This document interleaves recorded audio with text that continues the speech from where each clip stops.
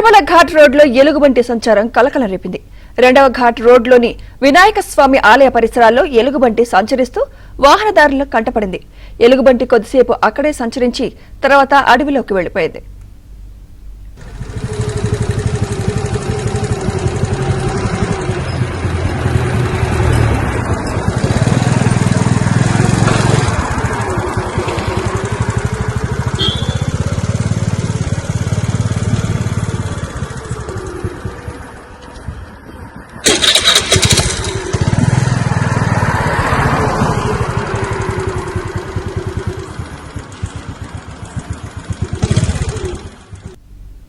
తిరుమల ఘాట్ రోడ్లో ఎలుగుబంటి సంచారం కలకలం రేపింది.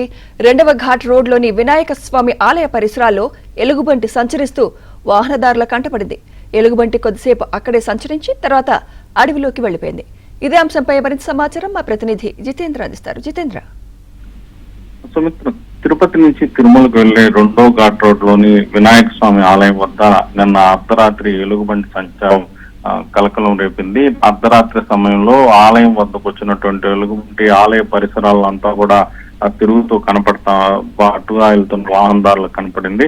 ఆ సమయంలో ఆలయం మూసివేసేయడంతో అక్కడి భక్తులు ఎవరు లేకపోవడంతో కూడా ప్రమాదం తప్పినటువంటి పరిస్థితి. ఆ తర్వాత ఘాట్ రోడ్ లో తిరుమలకు వెళ్తున్న వాహనదారులు ఎలుగుబంటి చూసి దగ్గరలోని భద్రతా సిబ్బంది కూడా సమాచారం ఇవ్వడంతో అటు అటవీ శాఖతో పాటు విజిలెన్స్ సిబ్బంది కూడా అక్కడ చేరుకునేటప్పటికే ఎలుగుబంటి పక్కనే ఉన్నటువంటి అటవీ ప్రాంతంలో కూడా వెళ్ళిపోయినటువంటి పరిస్థితుంది. ఎలుగుబంటి సంచరించిన ప్రదేశాన్ని అటవీ శాఖ అధికారులు కూడా పరిశీలించారు.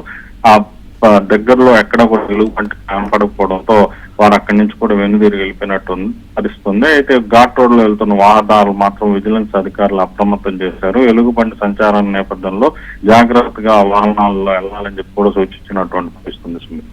Right, thank you Jitender.